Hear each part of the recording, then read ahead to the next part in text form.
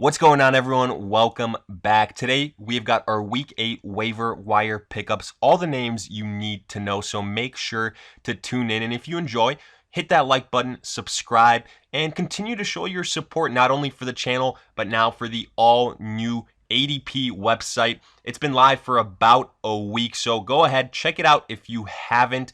Details in the description. You can go ahead, become a part of the weekly newsletter, join as a member if you want, get some extra perks as well. So make sure, check it out. But for now, let's get right into it.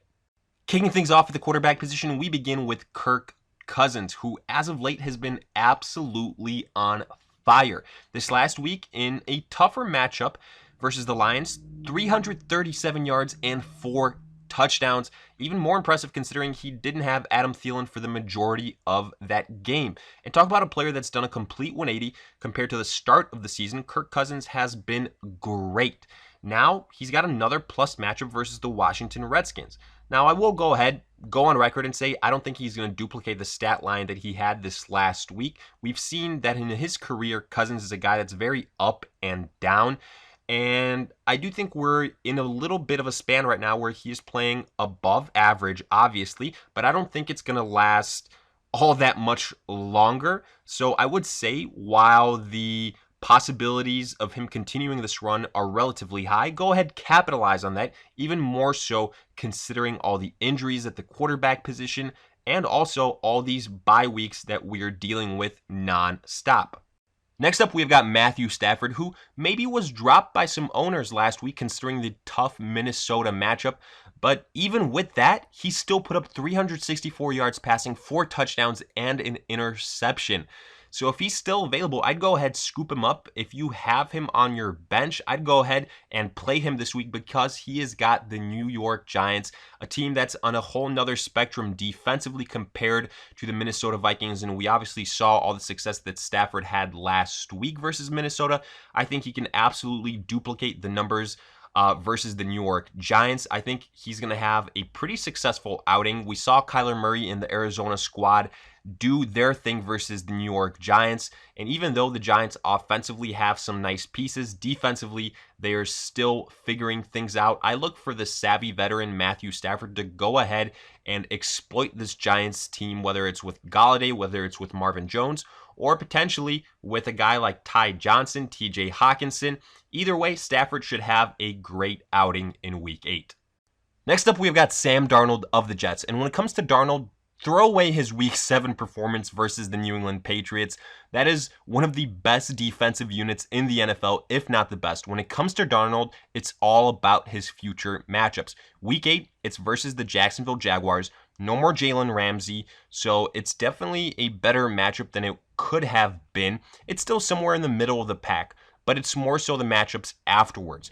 Opponents like the Washington Redskins, like the Miami Dolphins, like the Cincinnati Bengals. Basically, you get the idea. These are extremely beatable defenses, some of the worst defenses in the NFL, and Sam Darnold should go ahead and have fairly easily some very successful fantasy performances. Next, we have got Teddy Bridgewater, who this last week versus the Bears defense went for 281 yards passing and 2 touchdowns. And obviously, this inclusion is fully dependent on if Drew Brees returns for the Saints or not in Week 8, because there have been talks that he's expected to practice. But I do think the Saints, considering this matchup, are going to go ahead and play it safe. And if that's the case, Bridgewater, not a bad streaming option probably for the last week this year, because this Arizona defense, even though it got Patrick Peterson back, can absolutely be beaten. I will say I think the floor for Bridgewater is somewhat low, but the ceiling is high. The reason I say that is because I could see the Saints turning to the rushing side of things versus the Arizona Cardinals. But Bridgewater should still have guys like Michael Thomas to catch the football, potentially returning Alvin Kamara, Jared Cook. So one way or another, I think he's going to give you a borderline top 10 fantasy performance as long as Drew Brees sits one more week. Our fifth and final quarterback on this list is Josh Allen, who versus the Miami Dolphins went for 202 yards and 2 touchdowns this last week. In Week 8, he has got the favorable Philadelphia secondary up on the schedule, and a defense that does a decent job of stopping the run, even though it just got gashed by Ezekiel Elliott, is basically been a unit that struggled all season long. And Josh Allen should have some success with his pass catchers here. I think he'll actually do more damage through the air than on the ground, but nonetheless, he'll always have that benefit of rushing yards and rushing touchdown potential. So look out for that. But I think that he's going to have a good day through the air with guys like Cole Beasley and John Brown. So look for Josh Allen as a fill-in for this week versus the Philadelphia Eagles to be a top 10 fantasy option. Getting to our running backs, let's start with the name that everyone will be talking about, and that is Chase Edmonds. Even though he's actually been a name that we've mentioned here now for the last 2 weeks on this list of free agents to target.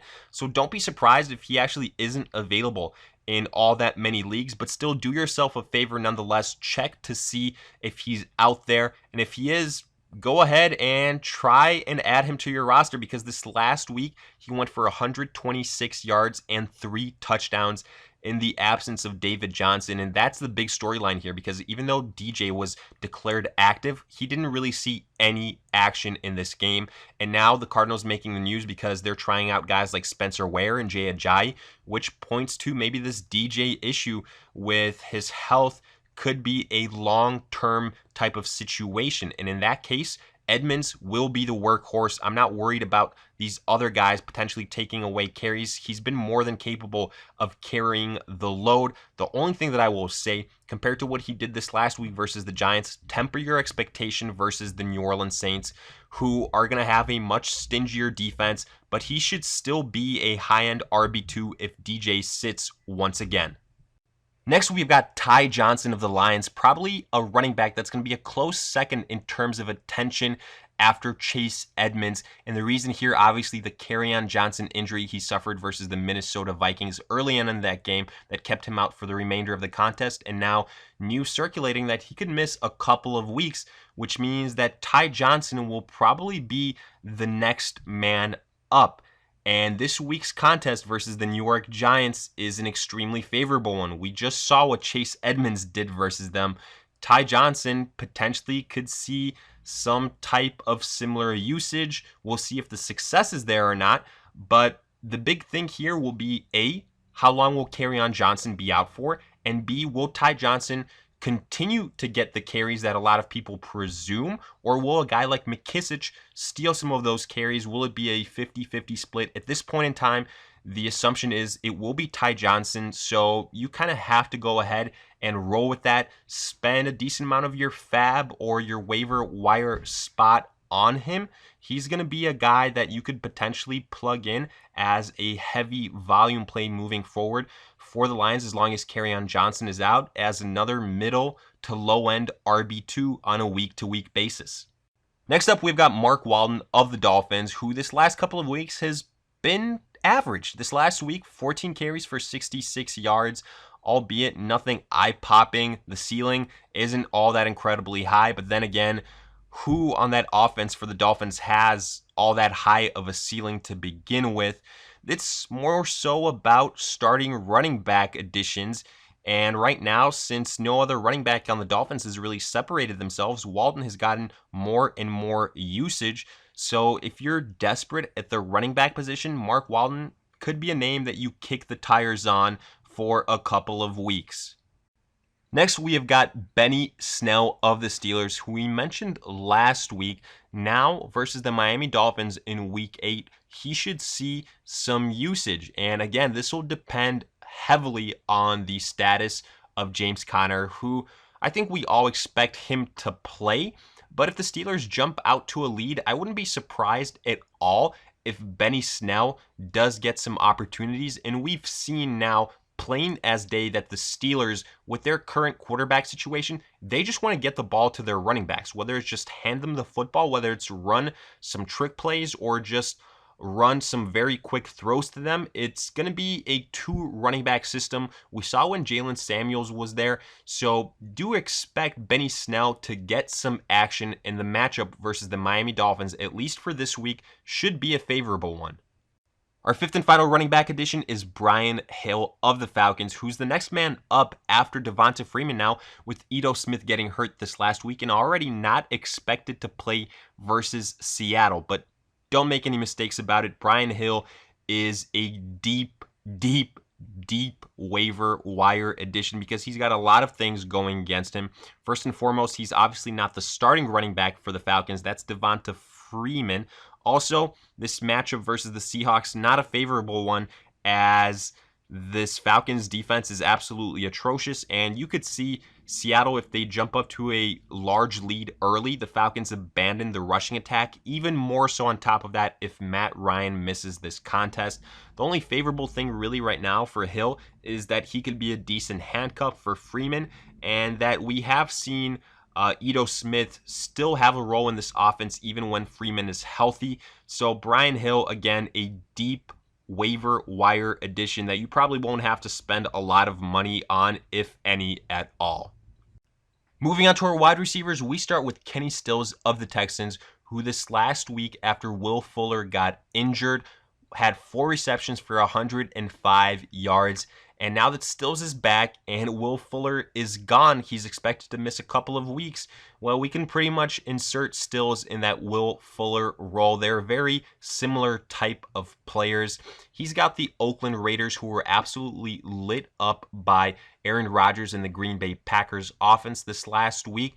I like Kenny Stills as that big play guy in this Houston offense, opposite DeAndre Hopkins. Like I said, to me, he's pretty much a Will Fuller-esque player. When they're both on the field, they kind of cancel each other out, but when one is injured, the stock of the other elevates incredibly high, as we're going to see now with Kenny Stills. Next, we've got Cole Beasley of the Buffalo Bills, who in Week 7, 3 receptions for 16 yards, but did save his day with a touchdown versus the Dolphins. That was a game where the Bills kind of got it going later on, but guess what? Week 8 contest versus the Philadelphia Eagles, that is as friendly of a pass-catching matchup as you could want. And Cole Beasley, even though he's not the primary target, that's John Brown for Josh Allen, I think he will still get a lot of looks on a day where I expect Josh Allen and the Bills to go ahead and more so focus on the pass than on the run. Our third and final wide receiver on this list is Olabisi Johnson of the Minnesota Vikings, who this last week versus the Lions, 4 receptions for 40 yards and a touchdown. And this inclusion is all about one Adam Thielen. The injury he suffered, hamstring issue, he probably won't be out for all that long, but considering the Vikings have a Thursday night matchup versus the Washington Redskins, that probably won't be enough time for Thielen to get right, which means that Johnson will be that wide receiver 2 for the Minnesota Vikings after Stephon Diggs, so there will be some opportunity there. Getting to our tight ends, we have another maybe somewhat forgotten Minnesota Viking in Kyle Rudolph, who in Week 7 had 5 receptions for 58 yards and 1 touchdown. Another pass catcher that benefits from the absence of Adam Thielen, which, like we said before, we will likely see because of this Thursday night clash that the Vikings have versus the Washington Redskins. But there's a lot of things to like here with Rudolph. Not only is he fitting that role of a tight end in a positional group that is very scarce year to year, and we're always looking for someone we could plug in, but also he's a guy that is pretty reliable. He's got some chemistry with Kirk Cousins, and like we highlighted above, this Washington matchup is a favorable one. Our second and final tight end is Chris Herndon of the Jets, and look, we get it. We've said this name before.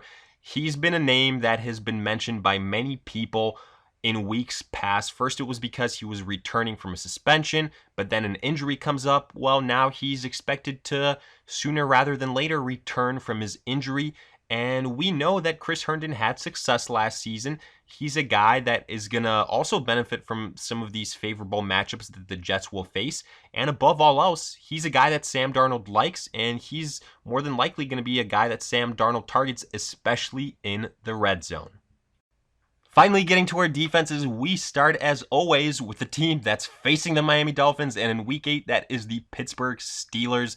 more than likely they are available off of waivers unless someone stashed them a week ahead.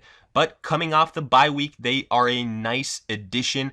Miami has struggled, even though Ryan Fitzpatrick looks like the better quarterback for the Dolphins. But this Pittsburgh defense, for the most part, even with Big Ben out, has done well versus struggling offenses. So if they're available, I'd go ahead and add them, considering they're playing the Miami Dolphins. Next, we've got the LA Chargers. And even though the Chargers have been struggling as of late, they should have a favorable defensive versus offensive matchup in Week 8 as they face the Chicago Bears, who are quickly becoming an offense that you want to target opposing defenses in terms of fantasy plays, because the Bears with Mitchell Trubisky have one of the worst offenses in the NFL. Their offensive line can't block worth a damn. They can't run worth a damn. Their head coach can't call plays all of a sudden now, and Mitch Trubisky has never been and never will be a starting caliber quarterback. He's going to get sacked. He's going to commit turnovers, which means whatever defense is up against them that week should have at least 10 fantasy points in Week 8. It will be the LA Chargers. Our third and final defense, we have got the LA Rams, who had a pretty successful outing versus the Atlanta Falcons, and now in Week 8 they face the struggling Cincinnati Bengals, and the Bengals, yet again, one of these offenses that you want to target opposing defenses in when it comes to those fantasy matchups. Their offensive line has been an absolute mess. Andy Dalton is prone to throwing turnovers, and we saw what the Jacksonville Jaguars did versus them this last week. Now with Jalen Ramsey added to that unit and with Aaron Donald getting after the quarterback, the Rams should have a pretty successful day versus the Bengals. So with that, we wrap up our look into our Week 8 waiver wire pickups. And as always, if you guys have any questions, let me hear them in the comment section. Did you agree, disagree with these names? Do you have any other fantasy-related questions? I'll do my best to answer them. And as always, if you enjoyed, make sure to like, subscribe. And if you guys also enjoy these videos, go ahead, show your support on the All Day Pigskin website. All the details are in the description. You not only get access to these videos, but more. So go ahead and check that out as well.